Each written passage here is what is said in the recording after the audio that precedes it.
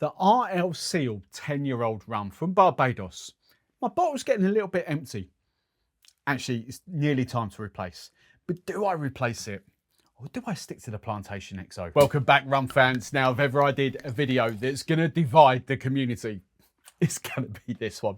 And do you know what? I don't care. I'm just going to go. Because in truth, I love them both. I love them both, but I haven't, because this is getting really empty, I haven't actually revisited this for a few months because I didn't want to like empty the bottle. So today I'm going to give it a good side by side. You know, they are roughly ballpark the same prices. Let's talk about the prices. You know, the RL Seale, they're virtually identical. You're talking pennies in it. So we'll go through that. £49.24 from my friend St Master of Malt, and that's £49.99. You know, so we're literally talking 75 pence. So this is going to be roughly the same prices in dollars and in euros. So $63. 57 euros. They are pretty much like for like. Now, in the UK, we do not get the RL Seale 12, we get the 10. And it's one of those things, I've always been a Plantation fanboy. I love what Plantation are about. And it wasn't until sort of a few months ago that I actually tried this. I'd had the Dawleys and I was like, you know, they're all right. They're just not my thing. And I thought the RL Seale 10 was going to be the same thing. But when I tried it, I was like, wow, that's actually really, really, really good. But I've never really done a side-by-side, so that's what we're in for today. Now, before we dive into the nosing just a little bit, the only sort of difference is really, obviously that's Foursquare, that's WID, West Indies Rum Distillery in there. But the ABV, that's the difference. 40%, this is the export strength, 46% RL Seale 10-year-old. Now, let's just get the sort of aromas and the tasting notes of the Plantation XO out of the way. Just to recap, this is going to be dead easy because it does exactly what it says on the tin. It's, you know, for me, kind of typifies the Barbados. Yes, it is a little bit sweet. That's the other sort of difference as well. We have got 20 grams of sugar per litre, which they're open about, whereas we know Foursquare don't add any kind of dosage to theirs. So yes, it's sweetened, but in that sugar brings out the kind of coconutty notes, the pineapple notes, the tropical and fruit notes, the vanilla. Yes, there's a bit of wood aging, a barrel aging on there, but not too much. It is very much a light tropical Barbados rum. It's just delicious. Every bone in my body kind of wants to just like have a little sip of that. But you know, the other little bits on the nose, yes, there's a tiny bit of, like, it's probably caramel actually. It's quite a healthy dollop of caramel, but there's, you know, a tiny bit of astringency, that sort of solventy glue, but nothing major on there at all. It's only because I'm used to this rum, and I've had this rum not this specific bottle, but I've got another 2 empty bottles behind me.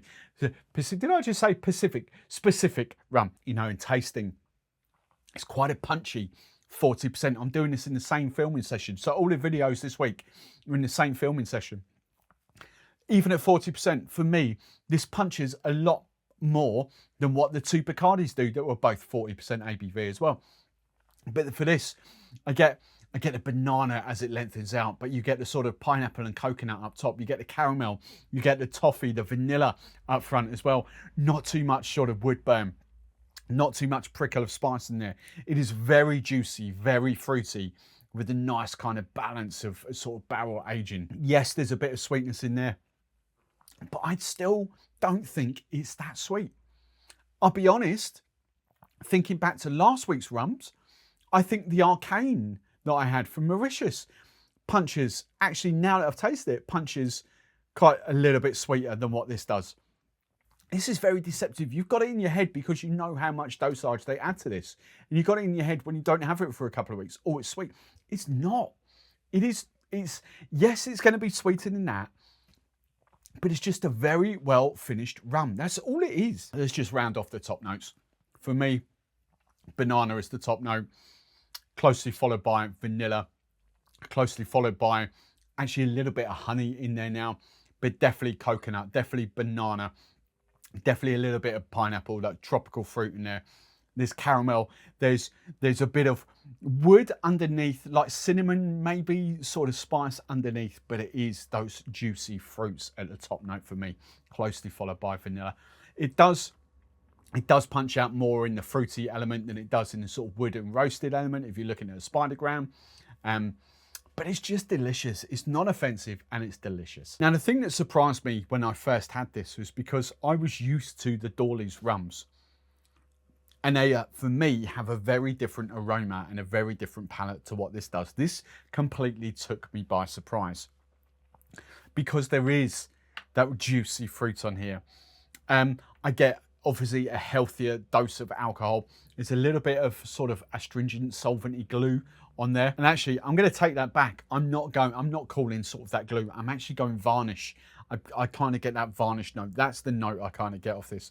But actually, there's more depth to it for me as well. I get sort of a little bit of chocolate, a little bit of coffee on there. And actually, if I'm talking chocolate, I would probably go darker chocolate as well. Not my favourite dairy milk. I'm actually going for a darker chocolate in this. And you do get more dried fruit in this, in the RL Seale than the Plantation. But you still get coconut. You still get that. There's more banana in the Plantation XO. But I would say that the RL Seale is definitely more sort of coconut in that vibe. But I tell you what, on the aroma, there is no, you can tell the ABV difference on there. It's just, you know, I don't profess to be an expert in too much, but I'm hoping that if I had this in a blind tasting and smelt the two side by side, I'm picking this as a lot stronger rum than what that is. I dare say the dosage might be kind of sort of knocking that alcohol strength back on that, even though it's 40 and that's 46. But you can't mistake that. That's just a more of an alcohol burn on the nostrils. Now on the taste,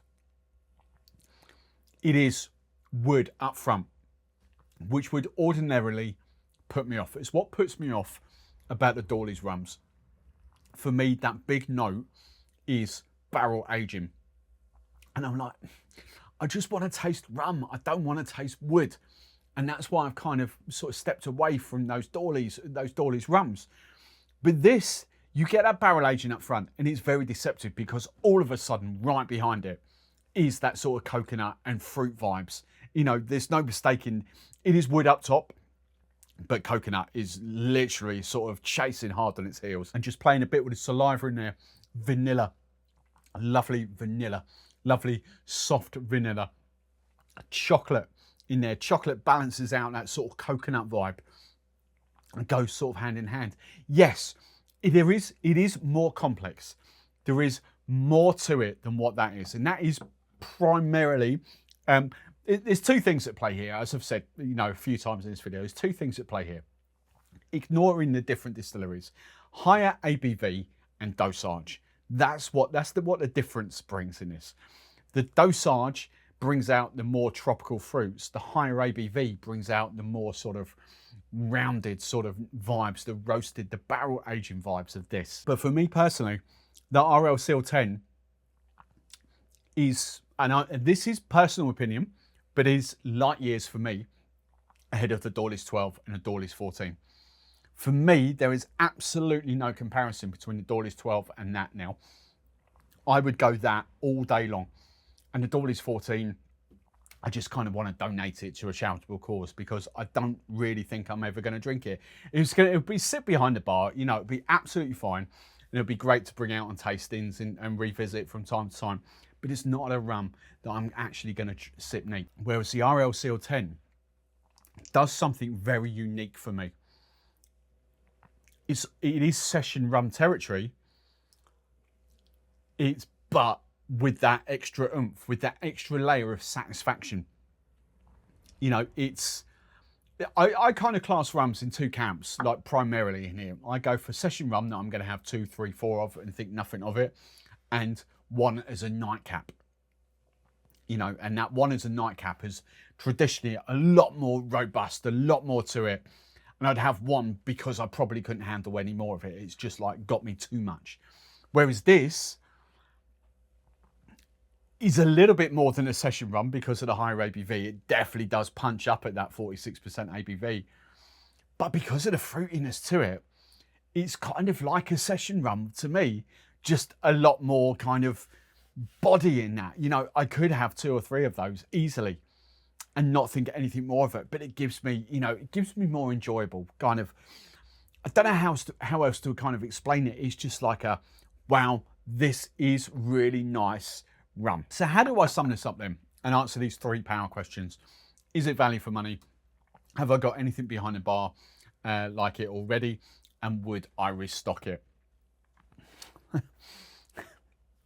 Have I got anything behind the bar already like it? As I said, no, I don't think I have, even though I've got well, not quite a bit, I've got a decent selection of Barbados rum. The Mount Gay doesn't punch in there. The Dawley's rums don't punch in there.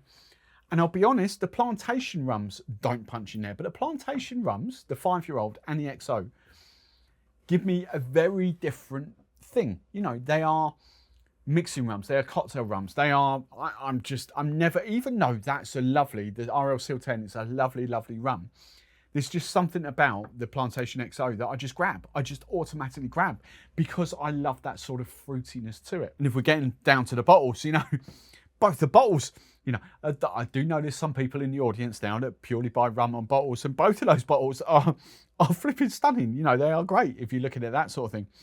But talking about the liquid inside, both at 50 quid. I'm totally sitting on the fence here.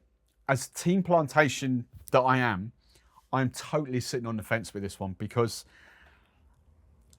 I have to hand it to Richard Seale and the RL Seale. I would love to try the RL Seale 12. I've never tried it. I'd love to chase the 12 and compare that to the Dawley's 12, because that 10 is like, the RL Seale 10 is like nothing in the Dawley's range at all for me. So do I restock it? Yes. You know, it's not even a like for like comparison for me. It's a both in my collection, because I know plenty of rum fans, like proper rum fans, that have a bottle of this in their collection. You know, some don't like to admit it. They'll sort of tell you in secret, yeah, I've got a bottle of Plantation XO. It's not that sweet. People moan, the Team 4 Square moan about it because it is dosed, but it isn't that sweet. The dosage just brings out different flavours, and they are very different rums. And for that, I think I just have to have both, because I can't pick between them. I literally can't. The only thing I am inquisitive about now is maybe that Plantation XO at a higher ABV, but that ain't really ever going to happen apart from a single, you know, not as a blend anyway. You know, you'll get Barbados rums at 46, at 52%, etc., etc. But I think that would be a few times a week rum for me, whereas this would be maybe a once a week special, you know, a Thursday night. Oh yeah, I've hard long week. I'm enjoying that. If you want my advice, buy both. That's as simple as it gets. They're very different. You can't compare them, but they're both equally amazing rums.